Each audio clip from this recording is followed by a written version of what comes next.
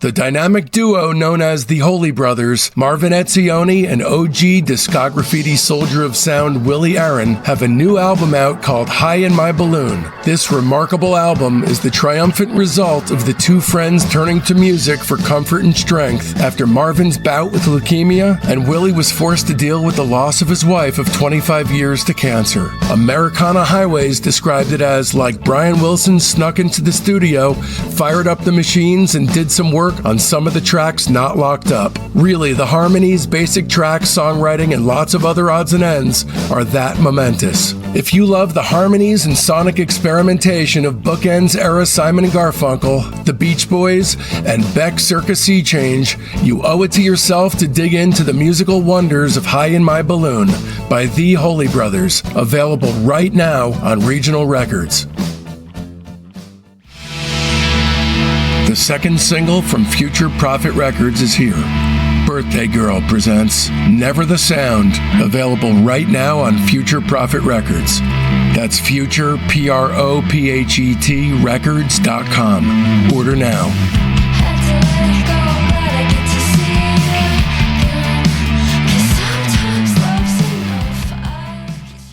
Look, without the Buddy Miles aspect, the California Raisin backstory itself is interesting enough for the show, but if you blend in the Buddy Miles aspect, it takes it over the top. It takes it way over the top for me. So we didn't really trick you. We tricked you into thinking this was going to be a joke episode, when actually, to me, it's, you know, one of the most informative and super cool episodes we have ever done. Much like the California Raisins themselves, this was cool.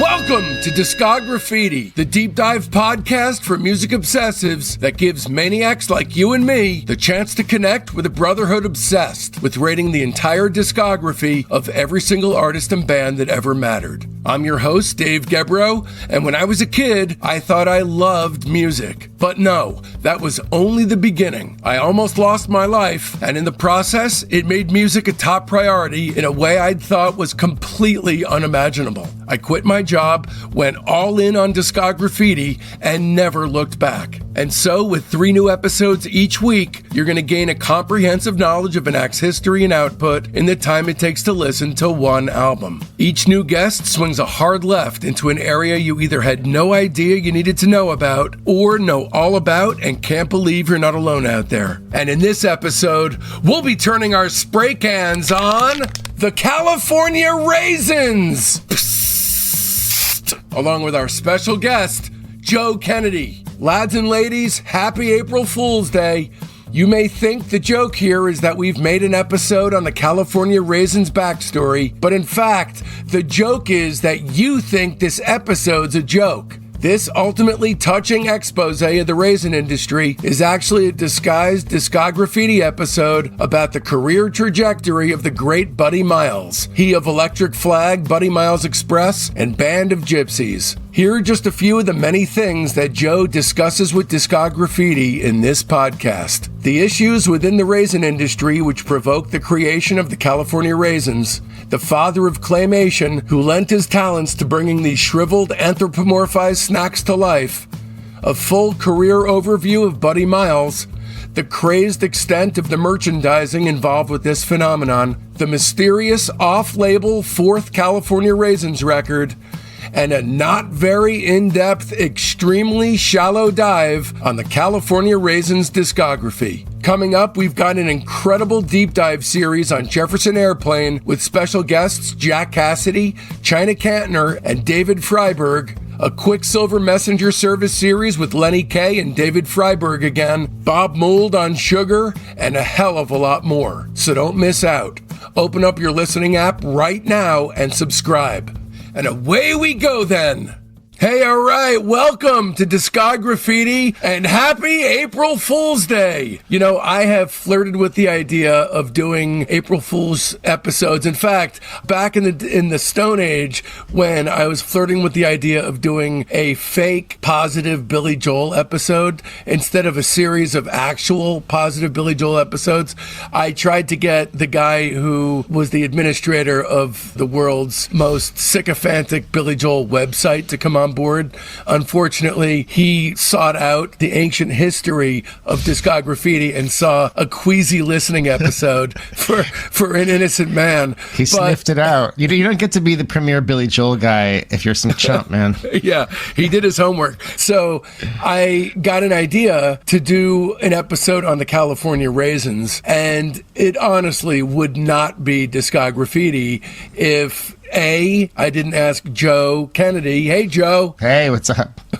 To do it with me. And B, it wouldn't be Discograffiti if I didn't actually find some serious eloquence about the subject matter and to make it actually disproportionately good. It raises the question, the way you've laid this out, do you think that a year or two from now, you're going to be doing a reappraisal of the work of the California Raisins? A positive reappraisal of the California Raisins work? You're assuming I'm negative. I'm just following the Billy Joel arc of it all. Right. Well, I mean, look, this is something I am astoundingly disproportionately excited to do. And when the idea initially popped up, it was an instant yes from you. Of course, why wouldn't it be? But, you know, the idea behind this was to do like a loose thing.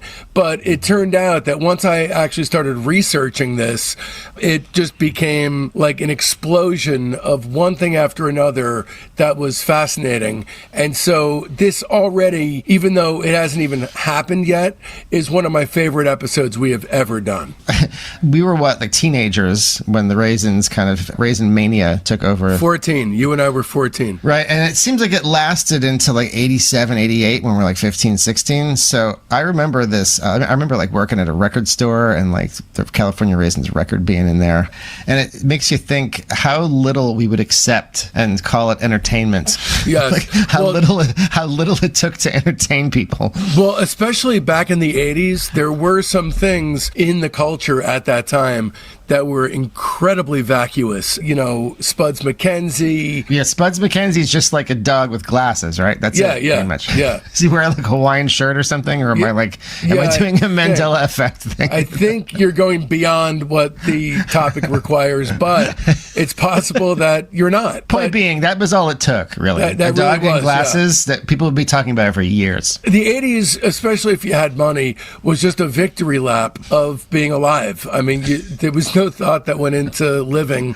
Clara Heller, when I think of the 80s, I really do think of, in a big way, the Wendy's Where's the Beef old lady commercial spokeswoman. But when it actually comes to snack time, I don't know about you, Joe, but just raisins in general, or as they're also known, not chocolate chips, are not really on the top of a lot of favorite lists. For me, when it comes to desserts, like last night, it was my birthday yesterday, and I was looking for a piece of cake at the diner I was at, and when the girl told me her favorite was carrot cake, I said, what's in it? As soon as she got to raisins, I stopped her and said, what else do you like?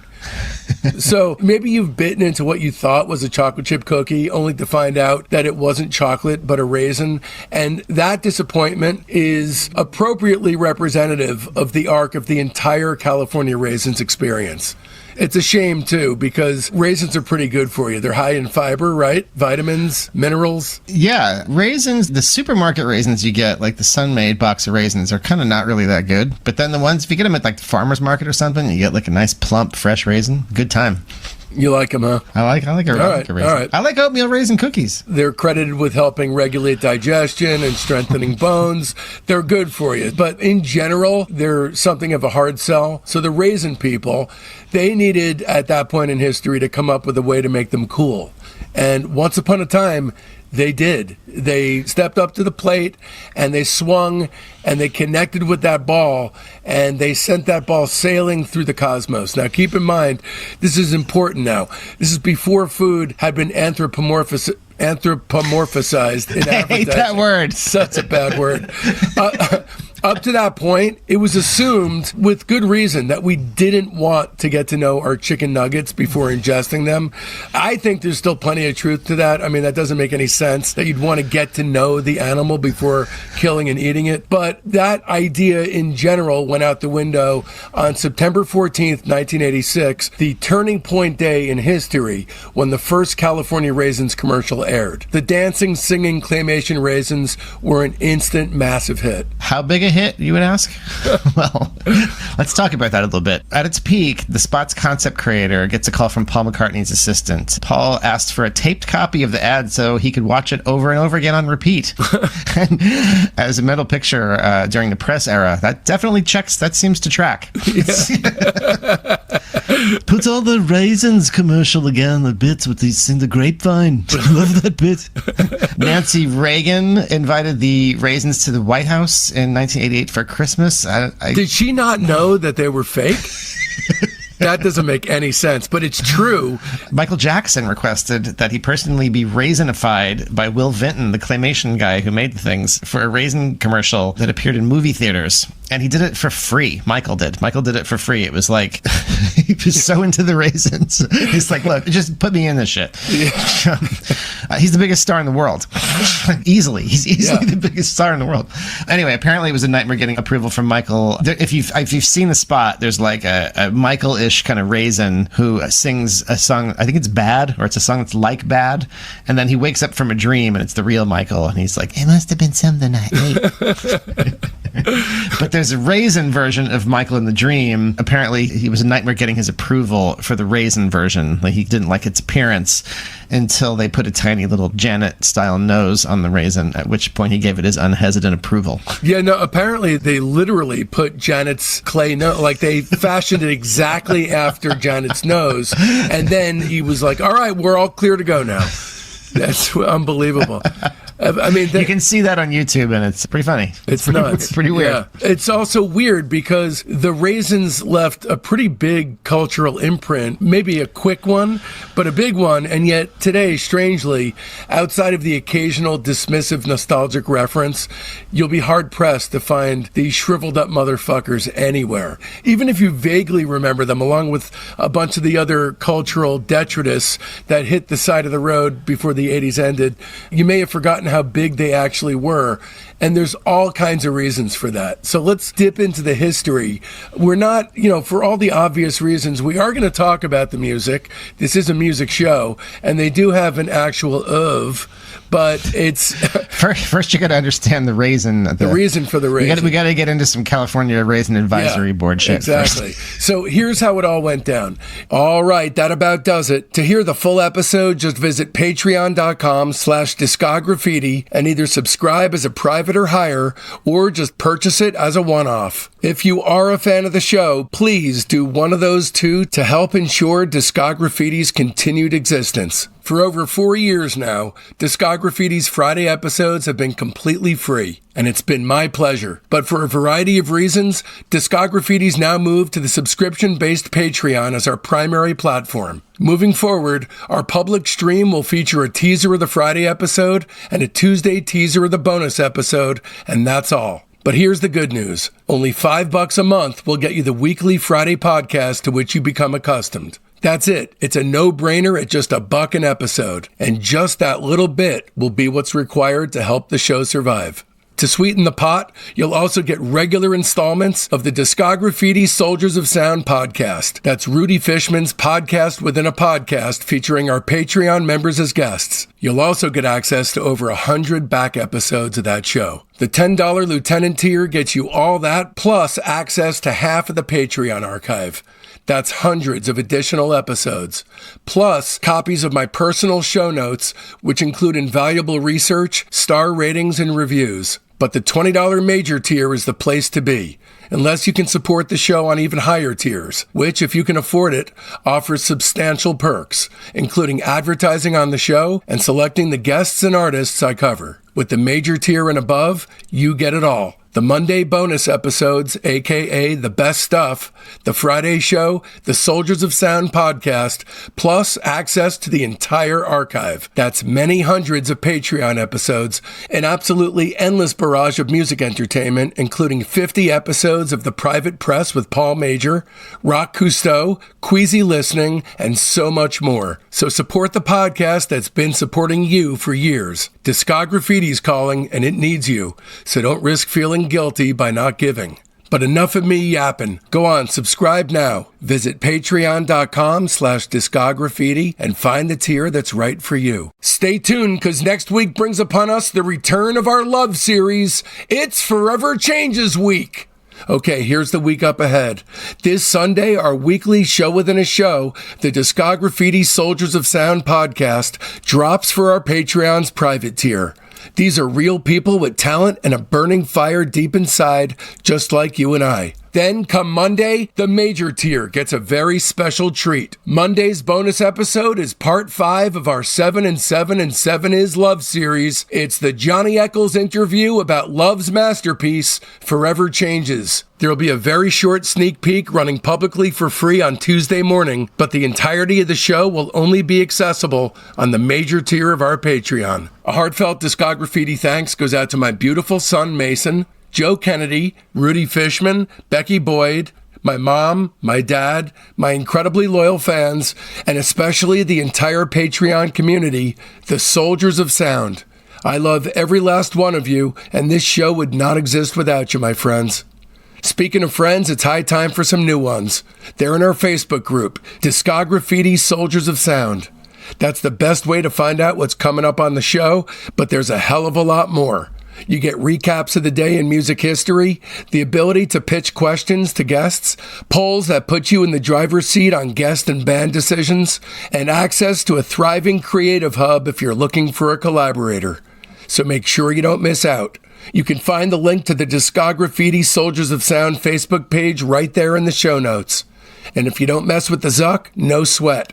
Just email me at info@discograffiti.com and I'll keep you in the loop. So now that it's done and you want more, another way to dive even deeper into the amniotically dark and cozy psychedelic underworld of the 60s and 70s is to leap headfirst into our Spirit series. That's episodes 241 to 249, the Lenny Waronker interview, that's 244 and 245, our ongoing Graham Nash interview in which he talks about everything he's ever done, our 13-episode Moby Grape series featuring interviews with Peter Lewis, Don Stevenson, and Bob Mosley. That's episodes 208 to 214. The Beatles' Pete Best. That's episode 188. Our free design interview with all the Dedrick siblings. That's 160 to 162. Our Mamas and Papas series featuring my 16-hour Michelle Phillips interview, which she says is the best interview she's ever done. That's episodes 141 to 159. My 13-hour interview with Terry Kirkman and Jules Alexander about everything the association ever did. That's 109 to 113. My interview with Vashti Bunyan about her life and everything she's ever recorded, that's 103 to 104. My interview with Os Mutants Sergio Diaz, that's 86 and 87. Lou Barlow on the Zombies, that's 59 and 60. Foxygen's Jonathan Rado on Todd Rundgren, that's 37 and 40. Anthony Fantano on the Velvet Underground, that's 32 and 33. Bob Forrest on the band, that's 25 and 27. Andrew Sandoval on the Monkees, that's 22 and 23. Don Randy on David Axelrod, that's episode 17.